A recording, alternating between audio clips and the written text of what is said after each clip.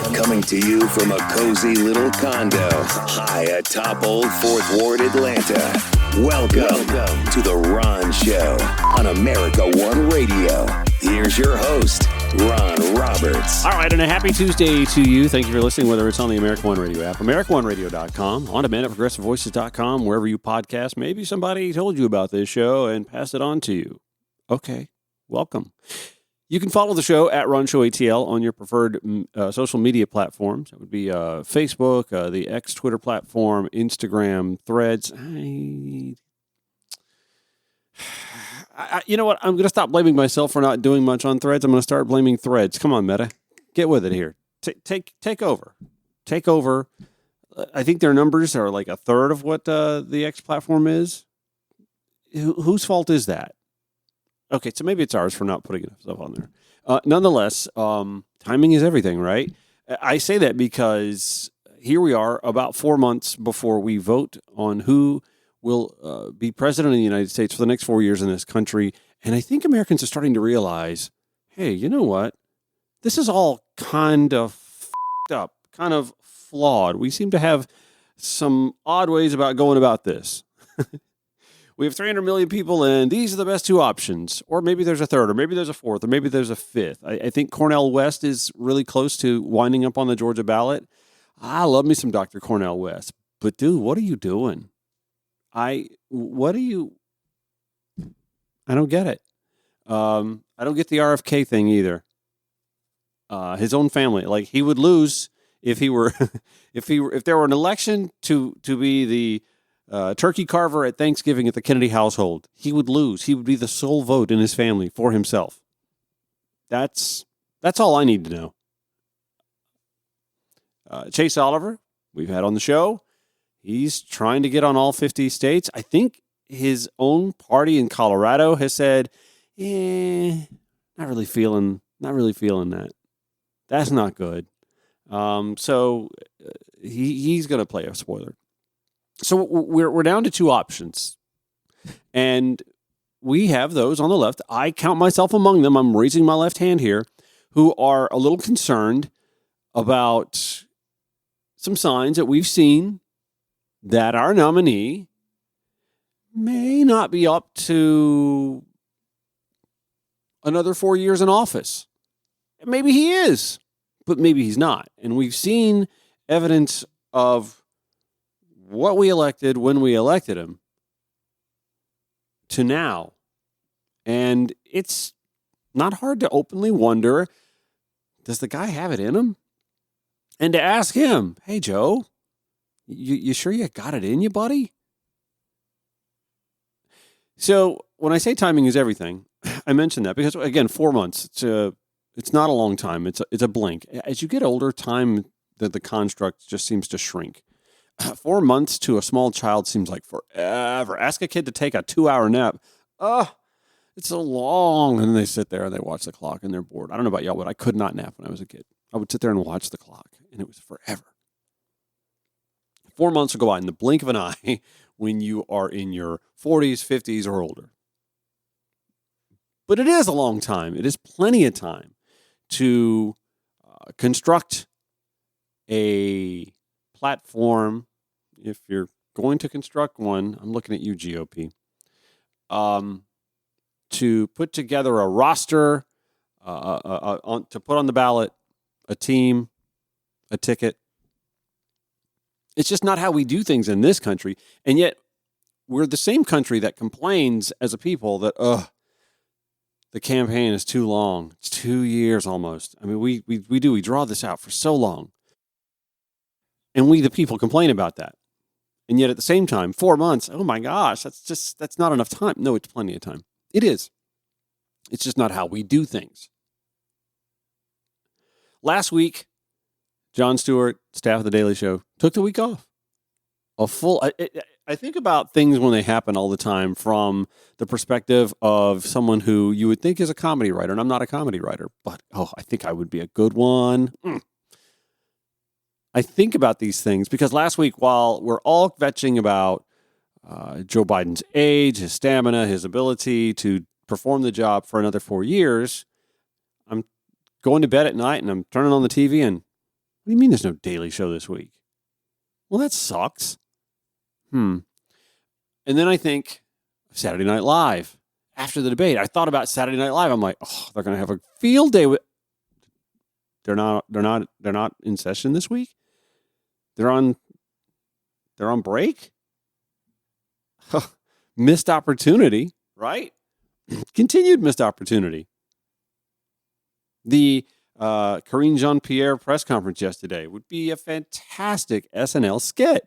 And by the way, I'm going to touch on her performance and the press corps and their irrational need to know things that they know full. How to report? How do you get to be on the White House press corps? How do you wind up getting that coveted slot and not know about HIPAA, about patient-doctor confidentiality, and not the patient, meaning POTUS. I mean, like the 1,000 or so other people that the White House medical staff sees, treats, cares for on a regular basis. How do you not know that? Anyway, we'll talk about that in just a few minutes. But timing is everything. Again, as I mentioned, the Daily Show was off last week. So Jon Stewart finally got to weigh in on whether or not Joe Biden should be the nominee for the Democratic Party. Wait. Where did we leave off? This cannot be real life. It just can't. We're America. Ah, yes, anger and despair.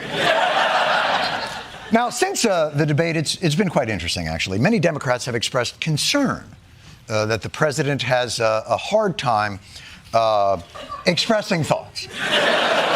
And then there is this other camp who thinks that those people should shut the up. Stop this whining, stop the complaining, stop trying to be the cool, cynical kids. I would not want to be in a foxhole with any of the people who, were clutching their pearls all of a sudden. Pearl clutching and hand wringing. We're bedwetting and soaking all the way through the mattress. We panic and piss our pants. First of all, I'm not sure incontinence is the metaphor you want to go with. I mean, exactly. And second of all, to those of you who say these concerns are simple pearl wetting and bed clutching, we all make mistakes, I thought I would take a moment to explain where the concern about Biden's performance might be coming from. In the interest of time, I'm going to skip ahead because he shows some clips of President Joe Biden having some issues over the years while in office, creates a nice little handmade chart, little graph, does the same thing for Donald Trump in full transparency. But his problem stems with the pushback that folks who are reacting to the president's performance in the debate and the subsequent performance at the Friday interview with George Stephanopoulos with this strain of thought. Authoritarianism and Donald Trump aren't the only threats our democracy faces. An arthritic status quo, unable or unwilling to respond in any way to the concerns of voters who just received new and urgent information about their candidate, also erodes confidence and faith in the system of government. Get on board or shut the f*** up is not a particularly compelling pro-democracy bumper sticker. Nor is, what are you going to do? I've gotten a lot of text today from folks who watched a lot of West Wing episodes and imagine a very complex path through which we might have a robust primary process. But, Wolf, you know the reality. There's 4 months left to the presidential election. 4 months is forever. Britain just held an election in 2 months. France had 2 in 1 month, defeated fascism, and still had time to have an affair with Denmark. Are you telling me, you sons of bitches, are you coming to my house and saying to my face that the United States of Bruce Springsteen's America can't hold an election better than a French? Is that what you're telling me? It's 4 months. 4 months. It's 119 days. There are contestants on The Bachelor who haven't even met yet that will get married and divorced between now and the election. We have nothing but time. in no way saying Biden's got to drop out. But can't we stress test this candidacy? Can't we open up the conversation? Do you understand the opportunity here? Do you have any idea how thirsty Americans are for any hint of inspiration or leadership and a release from this choice of a megalomaniac and a suffocating gerontocracy? It is crushing our spirits. Do you have any idea what could be ahead of you? All we want is for someone to keep it 100. The percentage, not the age. That's all we want. Here's an idea. I'll spitball it. It's last minute. But why don't we try and get all the Democrats together in, 6 weeks' time? We could get everybody to fly into some Midwestern town, maybe like one adjacent to important swing states. Let's call it Chicago. And they could spend, 4 days there because nobody works Fridays anymore. And on Monday, anybody who wants to gives their sales pitch of how they can make democracy more responsive to the people it is supposed to serve. You could bang it out. On Tuesday, the winners could move on to the next round and then face Biden. They could face Biden. Biden had a bye. Wednesday would be an off day, bus tour to find the restaurant from the Bear. Thursday, the party emerges, energized, unified, sanctified. You could televise the entire proceeding for 4 days. You could call it, The Apprentice. I'm just workshopping here. So, feel free to ignore any obvious weaknesses in your team's existential fight for freedom and democracy. And then just white-knuckle this thing till November. Or take the advice of your own candidate. Do you think there is any Democrat who could defeat Donald Trump other than you? Probably 50 of them. 50? I gotta say, I like the cut of that fella's jib. And while I really appreciate Jon Stewart, I appreciate The Daily Show, I actually find myself in agreement with a lot of what he's having to say last night. I believe we're to a point now where we've heard from the president, and he's telling us he's not stepping out. He said it in many ways, in many shapes, forms, and fashions, including calling in yesterday to Morning Joe, taking a page from Donald Trump 2016. Not a bad idea. And emphatically saying, I'm not getting out. We'll play some audio from that and discuss when the Ron Show returns. And we've got to talk about the Karine Jean-Pierre White House press briefing circus. Not on her, on them, when the Ron Show returns. Again, follow The Ron Show at Ron Show ATL on your preferred social media platform. You can always get show notes from my shows, by the way, when I podcast the episode at the end of the day. RonShowATL.com for that. I always share the links on Facebook in particular, mostly because Facebook's just the easiest place to share that. It's not as easy. Well, it is easier on Threads. You know what? I should do that on Threads. Give Threads something, Ron. Also, the Twitter X platform on occasion, but I don't do it every day. I should. Anyway, I'm just one guy, and I'm also a residential real estate agent. I got 2 listings on the market. Anybody looking for a condo in Atlanta right now? A schwanky one on a quiet, believe it or not, a quiet condo community in the heart of Ponce. I can help you out with that. How about Gwinnett County? I got a 4-bed, 3. Anyway, I'm not going to get into business here, although I could if you decide you want to ask about that. 404-919-2725. To call the show, of course, or if you're interested in either of those properties. I don't often get to drive around and listen to talk radio, but when I do, because yesterday I was servicing my clients out in Gwinnett County, I had to go put a new sign out, I got to listen a little bit to the hand-wringing on the right. Eric Erickson is not someone that I really care to listen to all that much, honestly, but this guy spent a lot of time yesterday talking about Parkinson's and speculating that the audio from the George Stephanopoulos interview was somehow indicative of Joe Biden potentially, maybe, possibly, but not saying it out front, be a sign that he has Parkinson's. He also tweeted yesterday, this is despicable. Of course, KJP, Karine Jean-Pierre, the White House press spokesperson, would be the most expendable member of the team, but she's a black lesbian and diversity is a greater priority for this administration than competence. When commenting on her going back and forth with CBS News reporter Ed O'Keefe, who wanted to know more than he is allowed to know about personal and confidential health data. See, the New York Times had been reporting on a particular doctor going to the White House 8 times.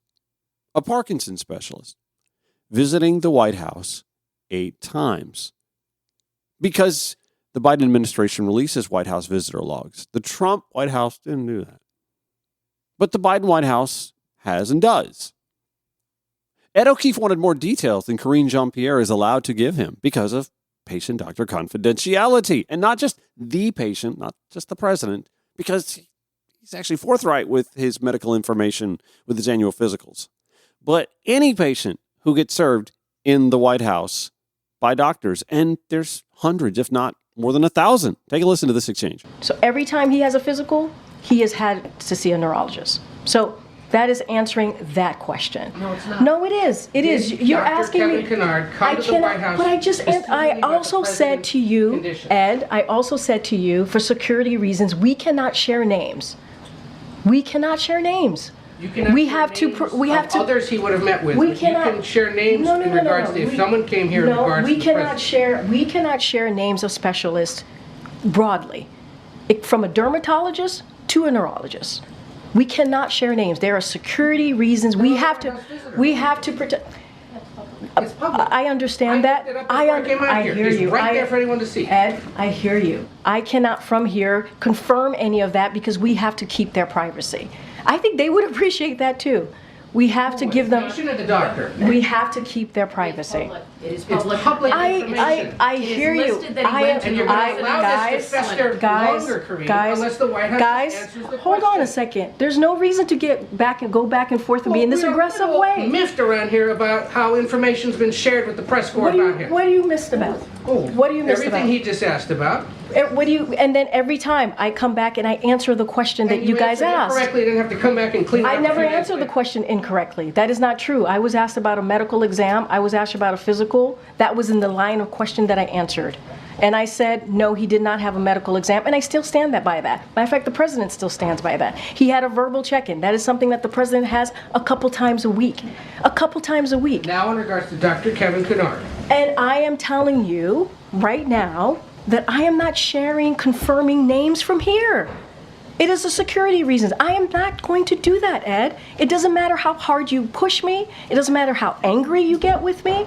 I'm not going to confirm a name. It doesn't matter if it's even in the log. I am not going to do that from here. Is that the president has seen a neurologist 3 times, and I read to you what the neurologist has said, and I read to you the last line. I could say it again. No findings which would be consistent with any cerebellar or other central neurological disorders such as stroke, multiple sclerosis, Parkinson's, or ascending lateral sclerosis. That is from February. Now, I personally believe that Eric Erickson owes Karine Jean-Pierre an apology, but we know right-wingers don't like to apologize. We don't apologize. We're Americans. But he owes Karine Jean-Pierre an apology because it's not about her being a checkbox on a DEI report card for the Biden administration. That is the reason she has that job. She actually did a commendable job yesterday. In fact, if I could just nitpick the one thing I think KJP didn't do was bring up HIPAA. There's a reason you can't just talk about anybody's medical issues without violating HIPAA. Like, it never occurred to Ed O'Keefe that there might be someone or some other folks in the White House who dropped by the doctor's office within the White House to be seen. There are hundreds of people that work in that building, dude, yourself included. I mean, Ed, what if you had a splitting headache and you needed to drop by and, hey, ask for some ibuprofen? Are we allowed to know that? Actually, probably not. What if you tripped and fell, hit your head on the corner of a desk, and you needed to be treated right there? Would you want the world to know that you tripped and fell, that you hit your head, that, I don't know, your blood was purple instead of red? I'm concocting a theory here. No, it's not our right to know whatever issues may arise from your being treated. The tripping and the falling, okay, maybe. But whatever else may come of that scope and scan that's done, it's nobody else's business but yours. That's called patient-doctor confidentiality. And Karine Jean-Pierre was shielding that confidentiality from the likes of you, Ed.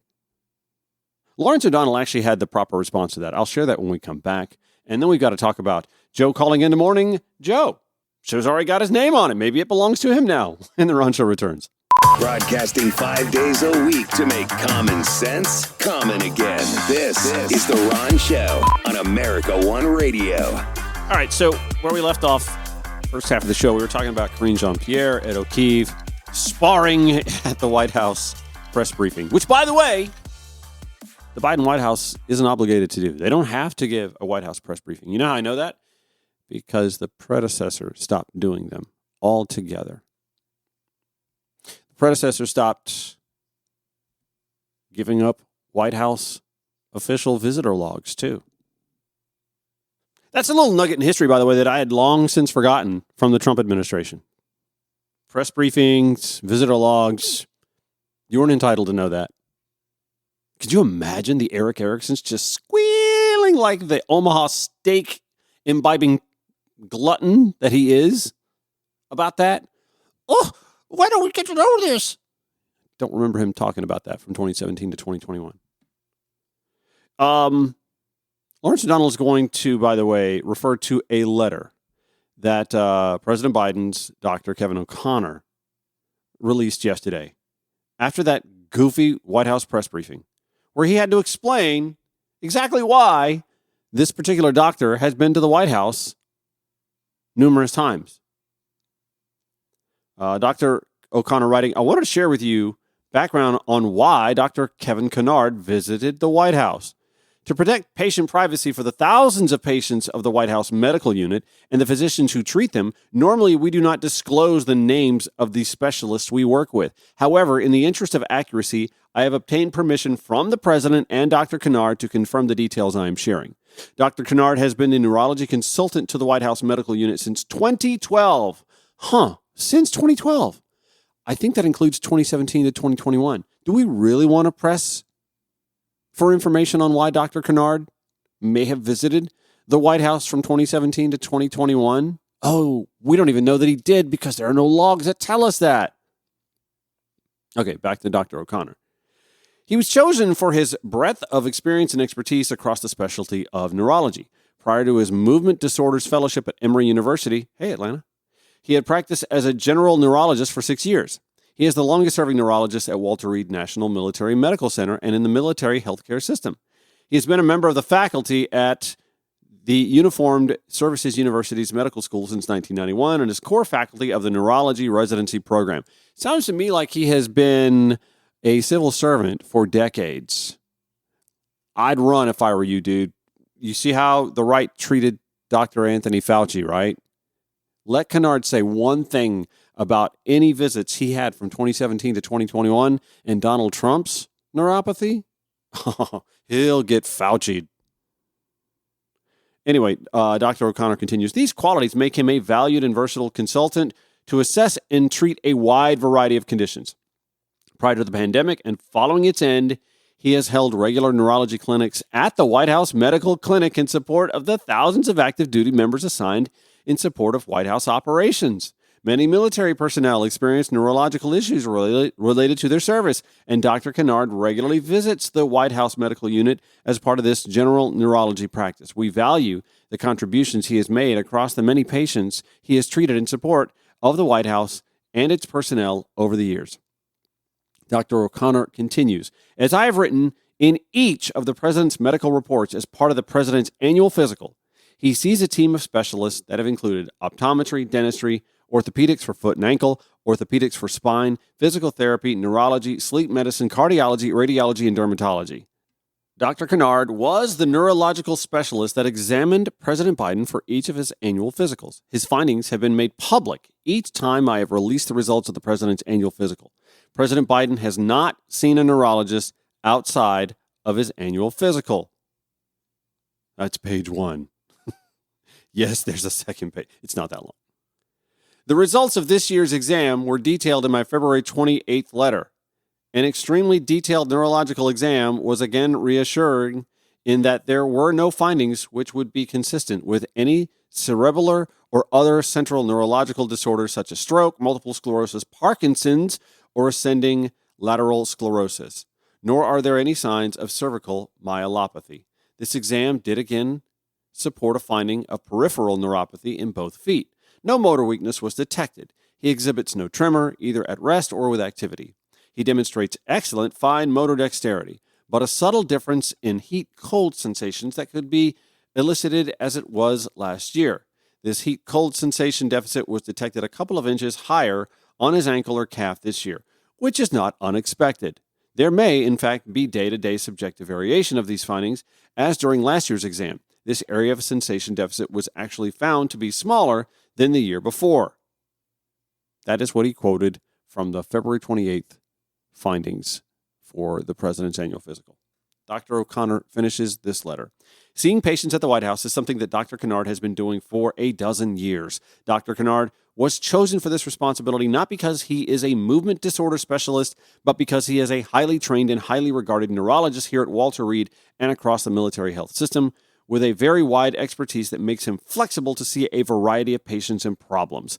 Respectfully submitted, Kevin C. O'Connor, physician to the president at the White House. Also, getting back to the press corps and their treatment of Karine Jean-Pierre, Lawrence O'Donnell weighed in last night on MSNBC. We just got this letter, and if you saw any of the White House press briefing today, it was the White House press corps, many of them, at their absolute worst in the way they approached Press Secretary Karine Jean-Pierre, who was trying to be responsive to medical questions where there were limitations on what she could say. The New York Times reporting of the way the press secretary handled that was to say that she dodged the questions. That is not true. The New York Times is wrong about that. She responded to every one of the questions. She didn't answer the questions with the name that they were asking for of a particular doctor. She didn't give the answer the New York Times wanted or other reporters wanted, but she did, in fact, answer every single time. The reporters kept banging on about a New York Times report today that indicated that a neurologist had visited the White House 8 times in the last year. By the way, let me stop Lawrence O'Donnell for just a second here. I just had this epiphany. Can I just say to any of those who listen from the right side of the aisle, pundits, politicians, stalkers, this is how you rebut anything mainstream media does. You know, with facts, data, logs, science, history. Instead of just saying, oh, they've got an agenda. They clearly have an agenda. They're biased. Disregard. No, you just rebut with facts. Try it sometime. Anytime. Facts actually working in your favor, if that ever occurs. Here is the full explanation of how that has nothing to do with President Biden and President Biden's health, and that the kind of out-of-control behavior by the White House, most of the White House press corps, not all, most of the White House press corps today, was as bad a circus as it looked like. The president's physician, Kevin O'Connor, has publicly released a memo that is directed to Karine Jean-Pierre, basically in response to what she had to go through today in the White House press briefing. And it explains in more detail something that Karine Jean-Pierre explained today, which is that the White House medical unit does not treat just the president. Many, many White House staffers are treated by the White House medical unit, some cabinet members, and over 1,000 members of the military are serviced in the White House by the White House Medical Unit, over 1,000 members of the military who serve nearby and in the White House. And so Dr. O'Connor reveals today that in this memo, many military personnel experience neurological issues related to their service. And Dr. Kennard regularly visits the White House Medical Unit as part of this general neurology practice. The White House physician had already reported that in President Biden's annual physical, he is examined by a neurologist. That's once a year, not 8 times a year, once a year. And that neurologist is that same neurologist, Kevin Kennard.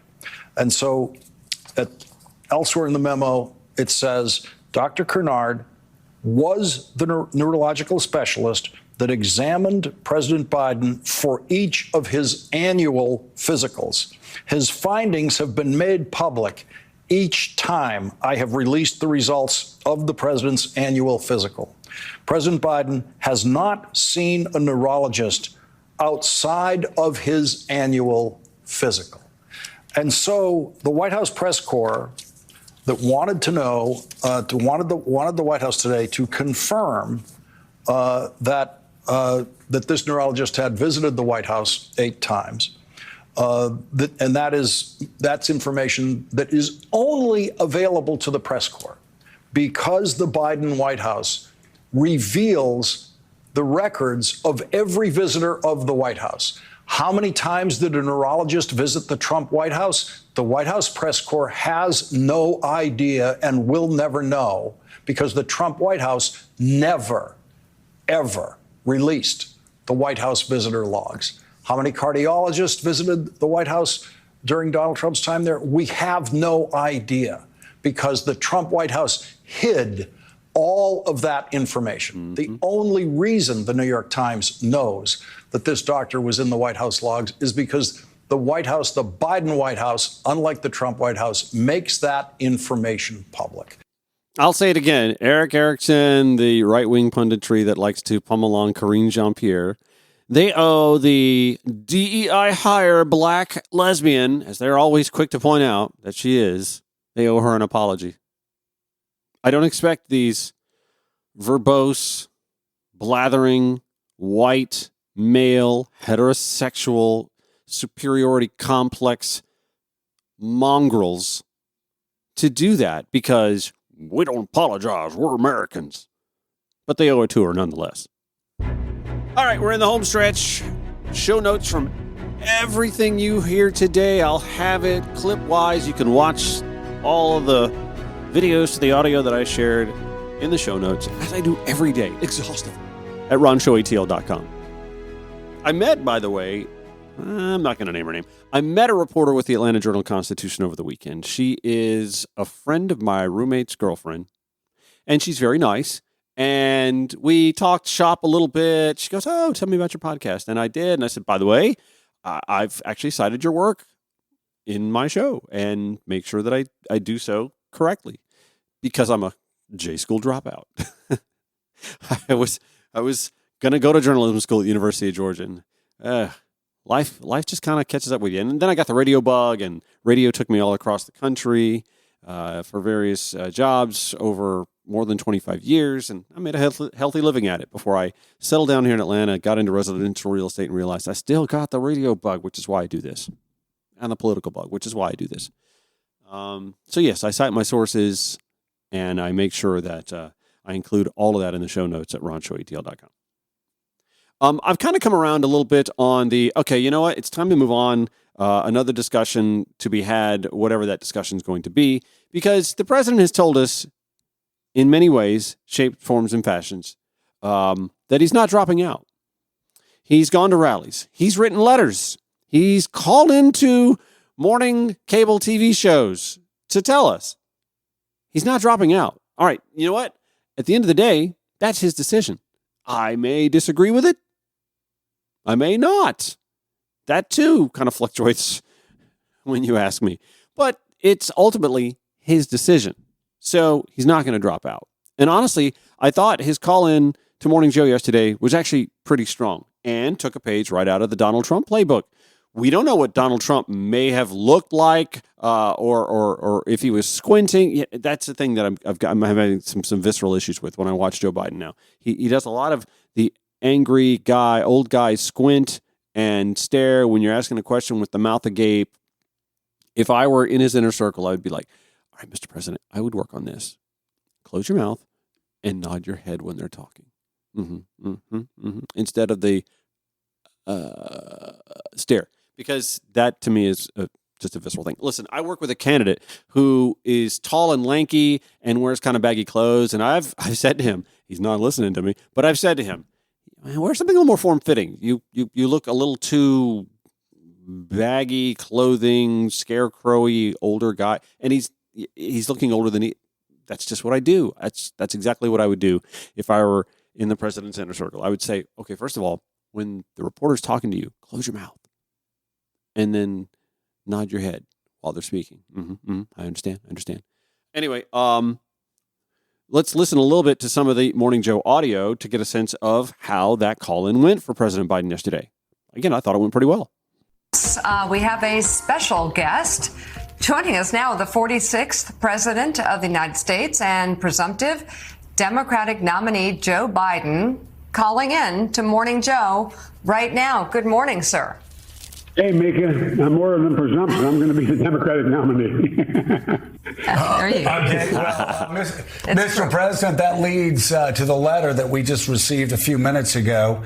And I'm curious, there's a part of it where you talk about the fact that you got 14 million votes, 87% of the vote. It was an open process. You only had 3 people running against you. You had 3,900 delegates. And then you ask this question, do we now just say the process didn't matter, that the voters didn't have a say? I'm curious, is that an allusion also to Donald Trump and the fact that Democrats, you believe, may now be doing the same thing that Donald Trump tried to do in 2020, and that is overthrow the popular will of Democratic voters? First of all, no, there's no correlation whatsoever. Joe Scarborough. Let's talk about this. It wasn't really an open primary when we were all, myself included, scoffing at Dean Phillips running. I did have Marianne Williamson on the show because, my God, you have a presidential candidate who wants to be on your show, you're going to have him on the show. I had Chase Oliver on the show too. I would have had Dean. In fact, I reached out to Dean Phillips. His camp did not respond. So there was this air from the Democratic Party, however, that if you are a serious and potentially viable candidate, you better not run against the incumbent president of the United States. So was it really an open primary? It's not as if the 14 million folks that showed up to vote, myself included, when the Georgia primary rolled around, it ain't like we had a whole lot of options other than President Joe Biden. We didn't have debates on cable television. There was nothing like that. Or else, I think if we'd had a vigorous primary situation, we might have had this discussion back then within our primary calendar. So I reject the question, Joe Scarborough, but President Biden obviously didn't because he had a response. Joe, let me say it this way. The reason I've been out on the road so much all over the country, and while Trump is riding around in his golf cart, filling out his golf cart before he even hits the ball. But anyway, he hadn't been anywhere in 10 days. I've been all over the country, number one. And I've gone over the country for several reasons. One, to make sure my instinct was right about the party still wanting me to be the nominee. Right. And all the data shows that the average Democrat out there who voted, the 14 million of them that voted for me, still want me to be the nominee, number one. Number two, the idea that Donald Trump has gained in any substantial way, has his argument to why he should be president is anywhere convincing than it was 2 weeks or 3 weeks ago. It's just not there. And we're just starting to focus on Trump. And look, I attended services, spoke to over 600 people at Mount Airy Church of God in Christ in Philly. I stopped by campaign field offices with John Fetterman and Madeline Dean, both strongly supporting me. The president and the first lady, we spoke at a campaign ice cream social for for APSME, Council 13 in Harrisburg, 40 minutes after we spoke with supporters. Stopped by Denim Coffee. I mean, I was with the governor of Pennsylvania, who's still strongly supporting me. I mean, so, look, and the fact is that this week, I'm going to be hosting NATO Summit here in D.C., going to hold a press conference on Thursday. On Wednesday, I met with the national union leaders of the AFL-CIO. On Friday, I traveled to Detroit, Michigan for a campaign event. Just on down the line. And so I'm not getting any of what I was told. I wanted to make sure I was right, that the average voter out there still wanted Joe Biden. And I'm confident they do. And I'm confident, and like I said, the press is with me. I think they've been fairly fair. I haven't read any reporting they did today. But the fact is that, I think they have to acknowledge we had large crowds, enthusiastic crowds. And, and now they're talking about whether I use a prompter. Well, I did it all extemporaneously. The fact of the matter is, I was using prompters too. I don't get that. But at any rate, the bottom line here is that we're not going anywhere. I am not going anywhere. I wouldn't be running if I didn't absolutely believe that I am the best candidate to beat Donald Trump in 2024. We had a Democratic nominating process where the voters spoke clearly. I won 14 million of those votes, et cetera. So I not only believe that from the beginning, but I wanted to reassert it and demonstrate that it's true. And I'm going to be doing that all through this week and from here on. All right. Honestly, this is something that if I were in his inner circle, I would say, you know what? You need to do more of this. More call-ins. You want to call CNN tomorrow? Let's call CNN tomorrow. How about CBS this morning? Let's call Gail. We need to talk to Gail. Can we get back on the Breakfast Club? Charlemagne. We got to work on Charlemagne. Who, by the way, hasn't endorsed President Biden, but he said, I'm definitely not voting for Donald Trump. So there's that. And there's only two choices, and I'm definitely not voting for Donald Trump. So he didn't endorse, but he did. So you know what? If this is what Joe needs to do, then Joe should do it.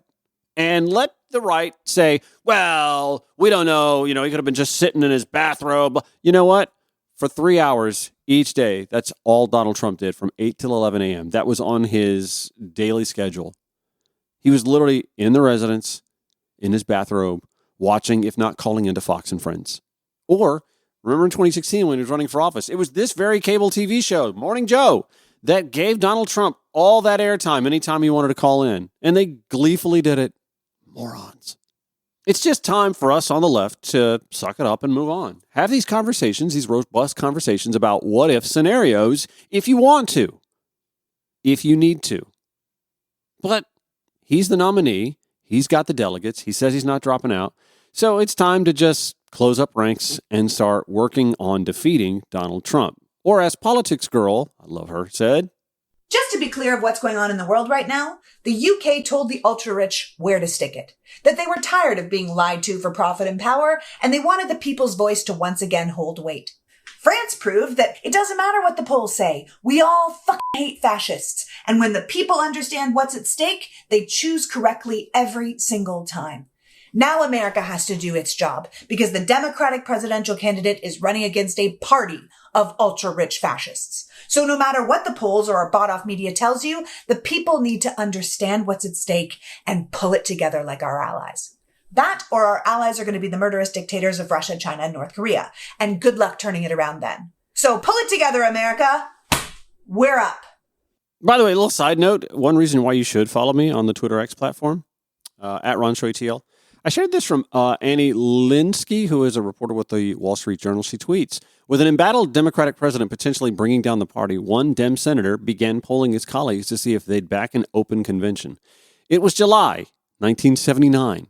The senator was Joe Biden. Huh.